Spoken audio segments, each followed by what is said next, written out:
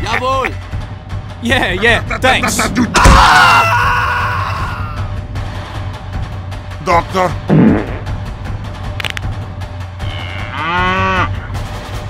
Hit charge! No! Quack.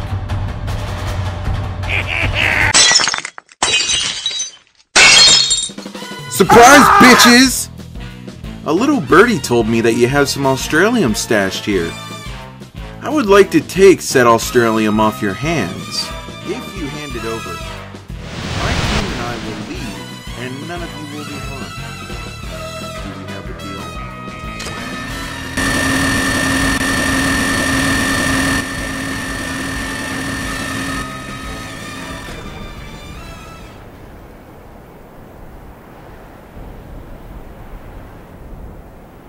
Well, if you want to do this the hard way, so be it.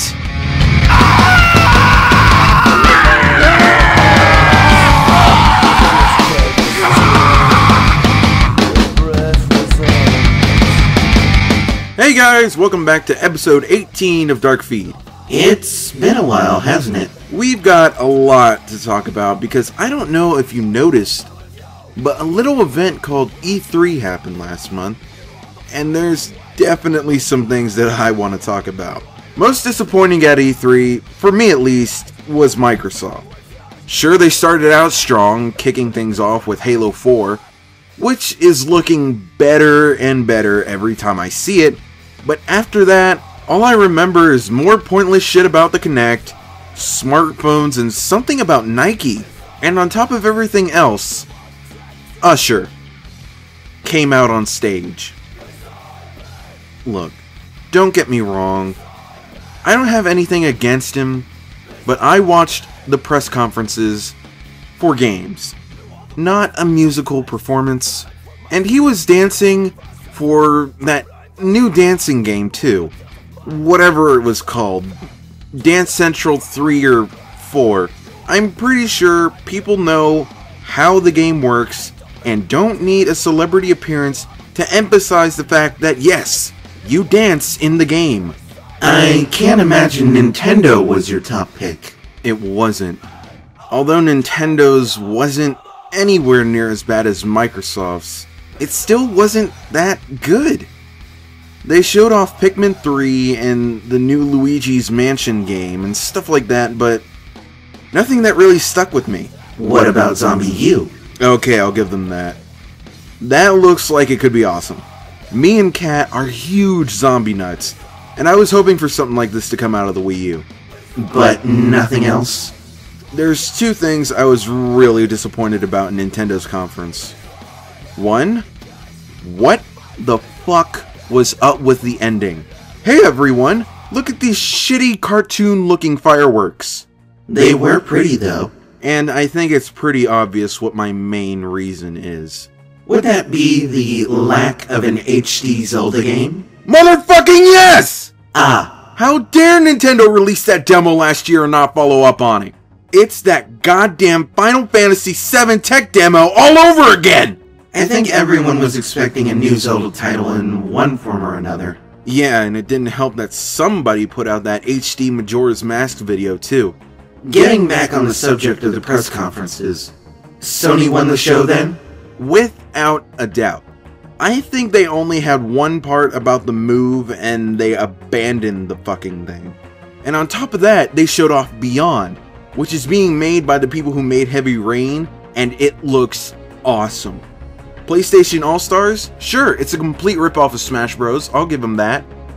But it's Smash Bros with PlayStation characters. And that's gonna be fun. What about the naval part of Assassin's Creed 3? Amazing is all that I can say about it.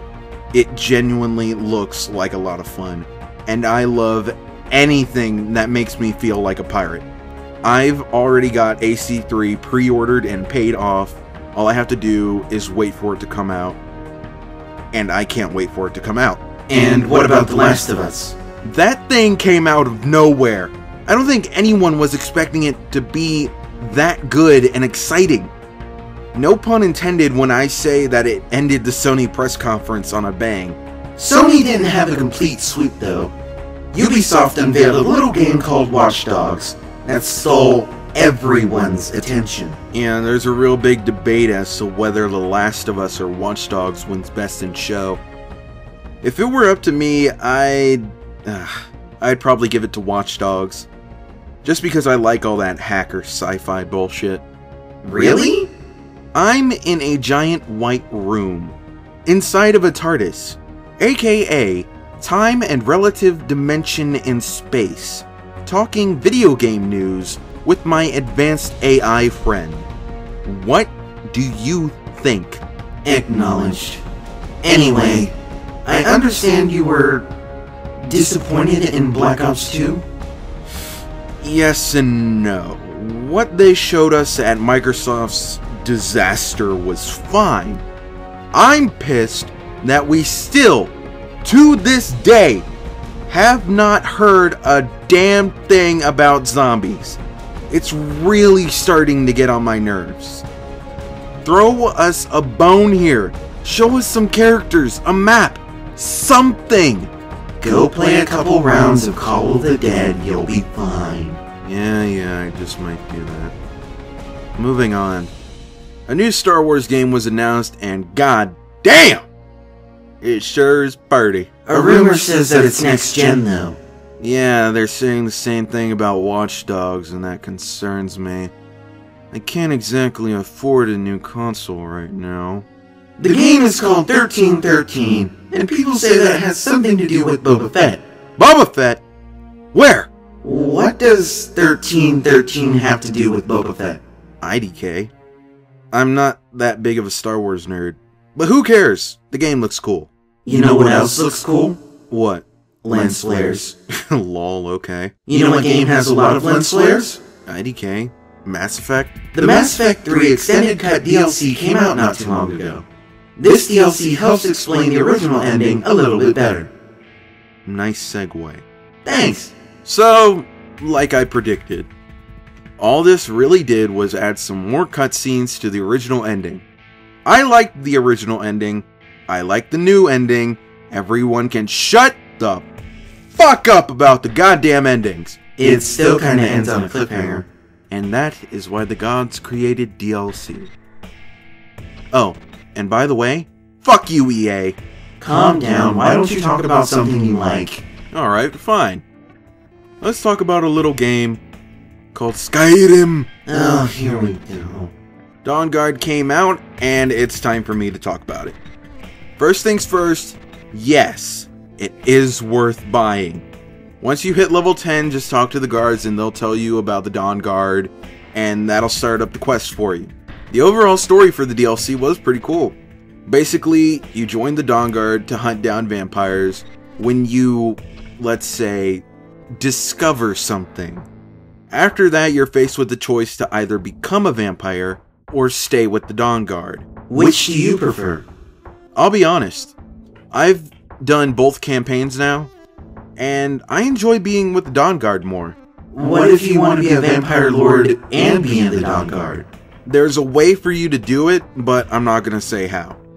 Oh, and before we leave the subject of Dawnguard, if you see a book called The Ethereum Wars or something like that, read it if you want a cool side quest. You know, with Dawnguard out of the way, that just leaves one thing left to talk about. And it's a big one. Ladies and gentlemen, we have finally met the Pyro. June 27th, 2012 is a day that will go down in history, and as a huge TF2 fan, I am proud to say that I was a part of it, and I have my vintage pair of Pyrovision goggles to prove it. And let me tell you something, since Meet the Pyro came out, Ember's been feeling like a king lately. Ember.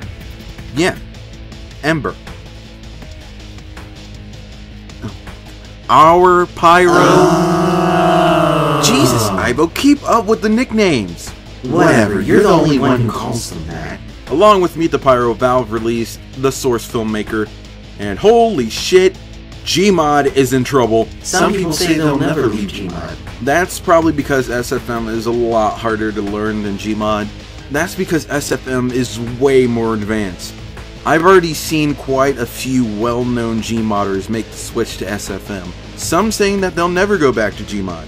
And I got news for you folks, if I can get used to SFM, I won't go back to Gmod either. As soon as I'm done with this DarkFeed, I'll start practicing in SFM. The next DarkFeed could possibly be all in SFM. We'll see how things go. Until then, be sure to follow me on the Twitters at DarkSkyKingdom. Aibou and I are going to get back out on the field with our team. We're having some trouble finding the Australium. I'm going to call my contact to verify its location. Oh, question time. Have any of you guys played Dawnguard? If so, tell me what you thought about it. See you next month.